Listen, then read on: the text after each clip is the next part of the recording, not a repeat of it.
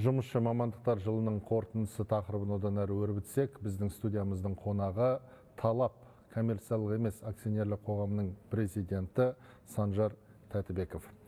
Санжар мырза, кеш жарық студиямызға қош келдіңіз. Кеш жарық. Сонымен жұмысшы мамандықтар бойынша оқу бітірген түлектерді жұмыспен қамту деңгейі қаншалықты қазір? Енді қазіргі таңда бұл жұмысшы мамандықтар жылы бұл жұмыс өте жүйелі түрде жалғасты десек болады, бірақ дегенмен де қазіргі таңда 80%-дан асады. Жұмысқа орналасу көрсеткіші бұл ретте ол нақты жұмысқа орналасуы бар. Сонымен қатар студенттеріміз әрі қарай жоғары оқу орынға да барады, армияға алып кеткен жағдайлар да болады. Соның барлығын бір занятость есебімен барлық жүйелі түрде айтсақ та болады.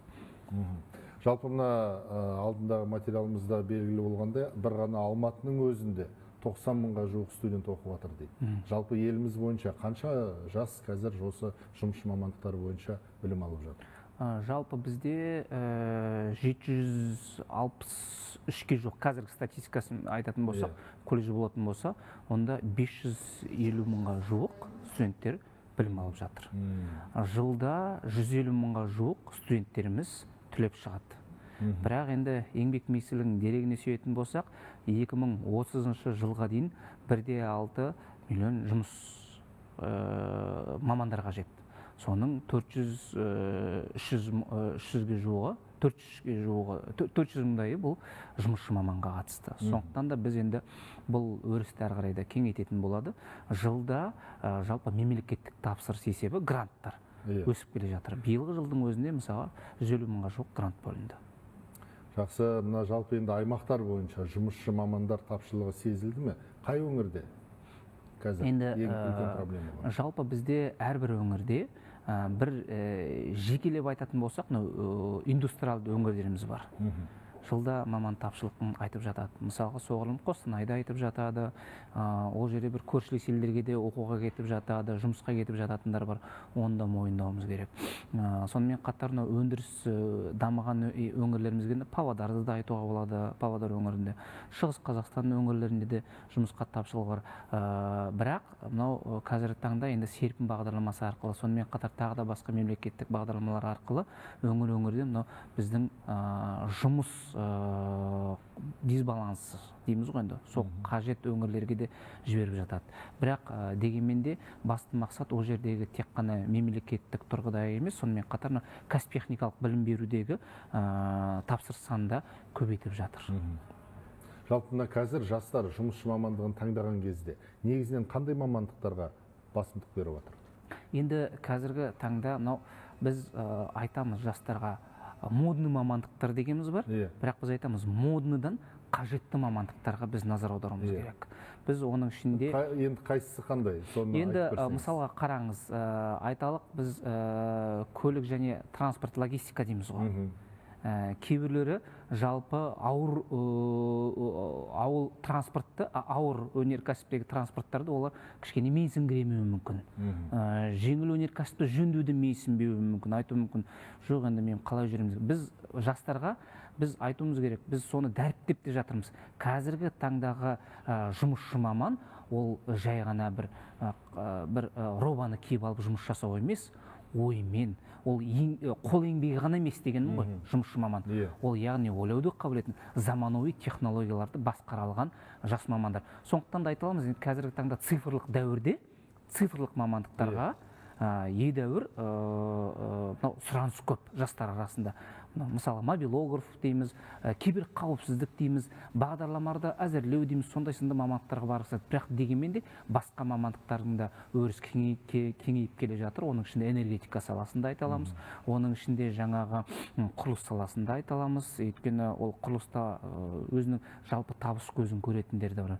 Сонымен қатар мынау жалпы мұнай өнеркәсібіндегі мамандықтарымыз сол өңірде, біздің батыс өңіріміздегі мамандықтар айтатынбыз. Бірақ қазіргі таңда ауыл шаруашылығы мамандарға да қызығушылық жай-жайдан артып келе жатыр. Енді сонымен қатар қай мамандықтар десеңіз, қызмет көрсету саласында барғысы келетін жастарымыз көп. Оның ішінде аспаз да, наубайханашы да, сонымен қатар шаштаразымыз да бар, біздің қонақ үйлерде жұмыс жасайтындарымыз да бар. Әрине, біз жастарға еңбекпен биікке жетесің, кәсіп техникалық білім беру жүйесіндегі барлық мамандықтар бар. Ең басы сен өзіңнің неге икемділігің бар, соны анықтап ал деген процесті мынау кәсіби бағдар аясында мектептен бастап осыған назар аударылатын болады.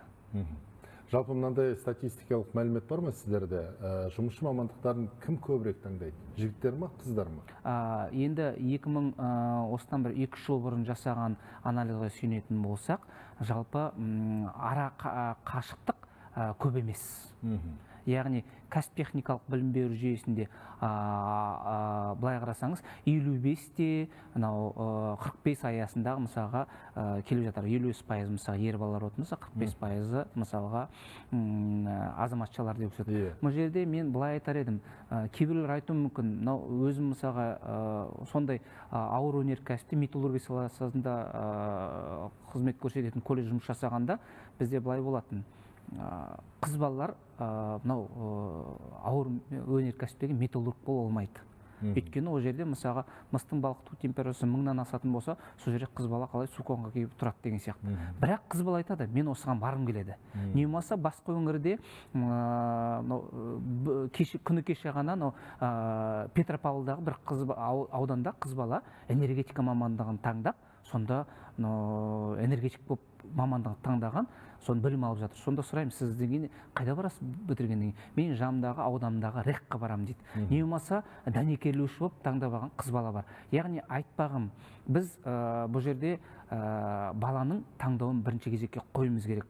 Оны неге айтамын? Шетелдік әріптестердің пайымдауынша, мысалға қыз бала қайсына барам деймін, ұл бала қайсына барам деймін, бара берсін. Бірақ өйткені мынау спасательдеріміз мамандық бар.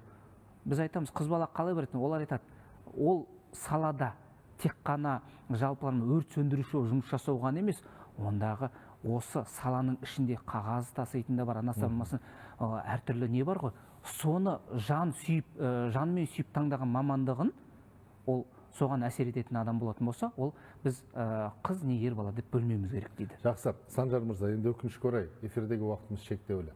Келіп сұрақтарымызға жауап бергеніңізге алғысымызды білдіреміз. Аман болыңыз, ісіңізге сәттілік тілейік. Рахмет.